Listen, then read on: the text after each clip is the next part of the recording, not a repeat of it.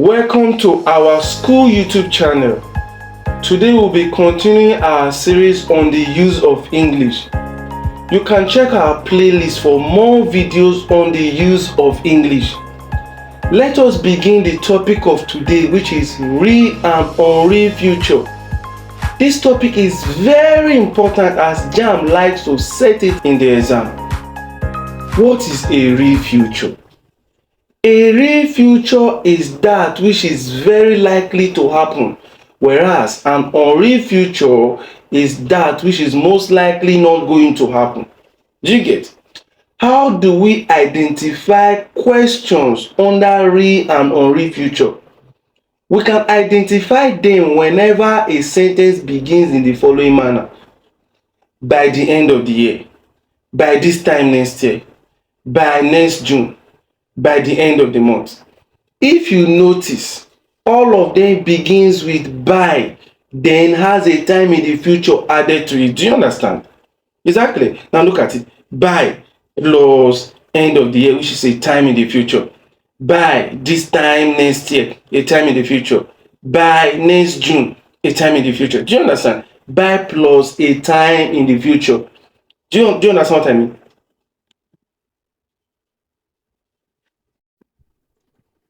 Now let us continue.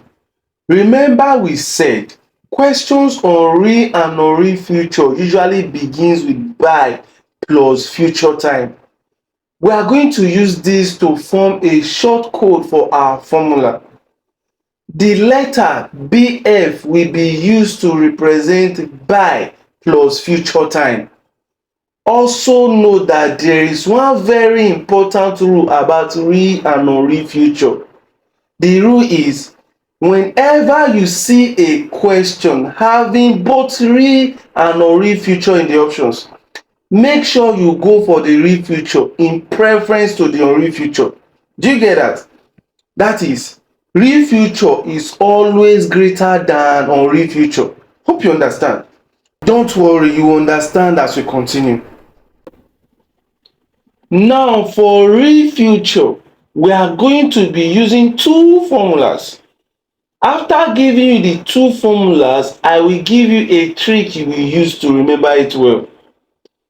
BF represents by plus future time plus I or we plus shall plus have plus past participle verb.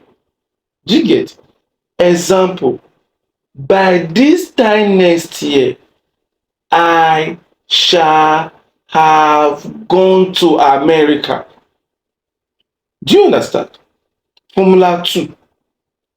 BF plus they or you or he or she or it plus we plus have plus past participle verb. Example: by this time next Jamb, they will have gotten admission into the university. Do you understand? Now let's proceed. Shall or we can only be seen in a real future. Also note that I and we can only go with shall.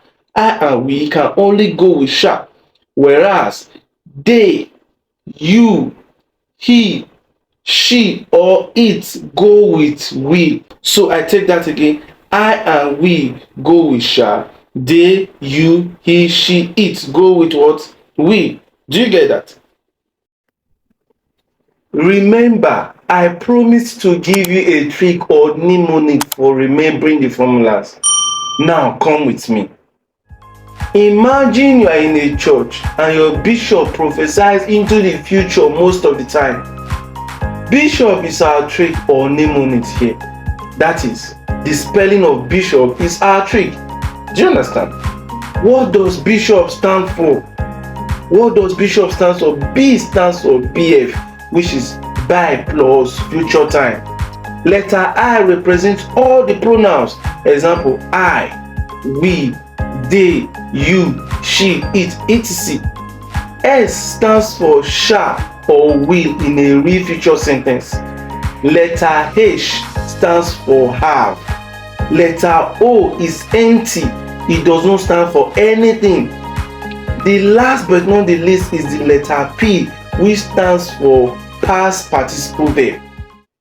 Note, the only thing that changes a sentence from real to unreal is the letter S, which can be a present or a past modal verb. Now we have talked about the real future. Let us look at the formula for the unreal future. BF, which is by plus future time plus I or we or they or you or he or she or it plus would or could or should or might plus have plus past participle verb. If you check this formula, it is almost identical to the real future formula. The only thing that changed is the S part of the Bishop formula. Do you get? How did it change? It became should, could, would, or might, all of which are past modal verbs. Let us look at some past questions now. By the end of this year, I dashed 10 years in the service of this institution. Which of these options is correct? It cannot be shall be, which is option A, because according to our formula, we must have and a past participle. Option A, shall be, is therefore not correct as it does not have and a past participle. Option B, must be, is wrong too for the same reason. Now option C. Option C has all the elements of an unreal future, that is, would have been, but is not correct because we said that in every instance, real future is preferred over unreal future if both are in the same question. Do you get? That is why option D, will have been, is more correct than option C. So the answer is, by the end of this year, I will have been 10 years in the service of this institution. Now, next question.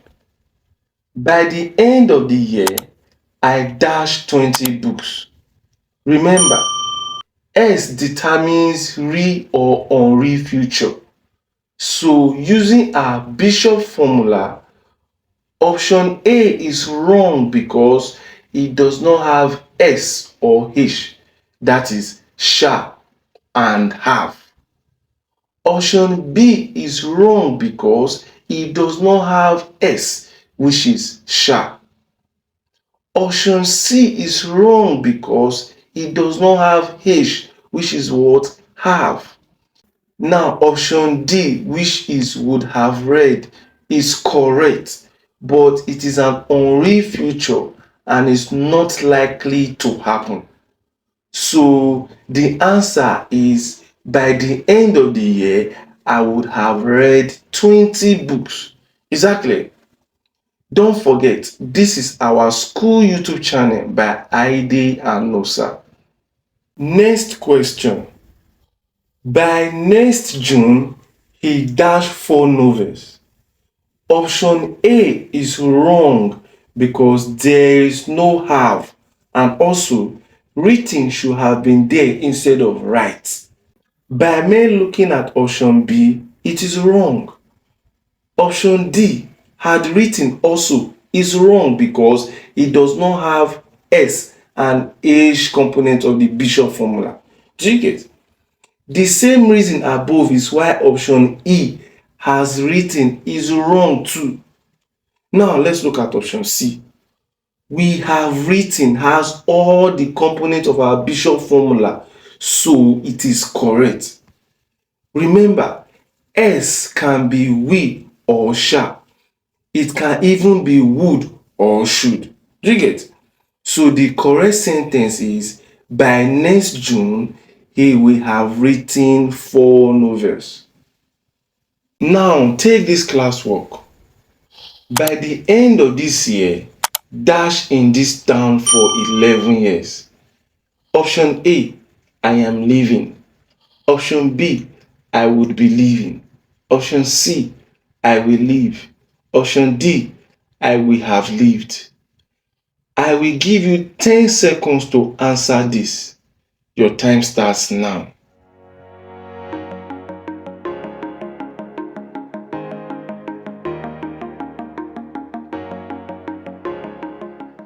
The correct answer is D. Option A, B, and C do not have the H component of our formula among other incorrect things in them. You get? So the sentence becomes, by the end of this year, I will have lived in this town for 11 years. Take another classwork. By the end of June, I dash 6 examinations this year. Option A, shall take. Option B, have taken. Option C, shall have taken. Option D, am taking. Option E, took. I will give you 10 seconds to answer this. Your time starts now.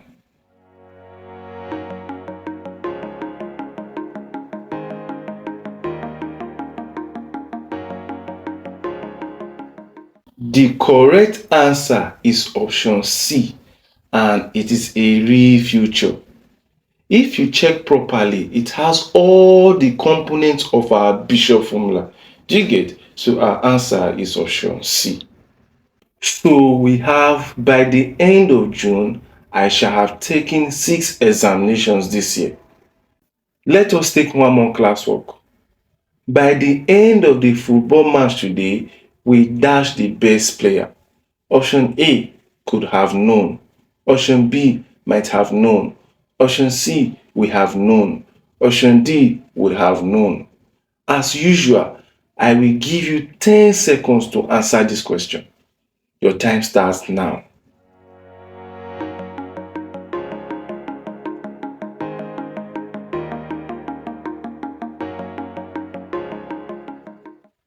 If you have been following this lecture, you will know that all the options could be correct, but we only have one answer, which is option C, because of a rule which states that real future must be preferred over unreal future, which are option A, B, and D. So we have 3 unreal futures here. You get? Option A, option B, and option D are unreal future. Only option C is the real answer here because it is the real future. Thank you for watching this video. Remember to like, subscribe, and hit the notification bell for more interesting videos like this.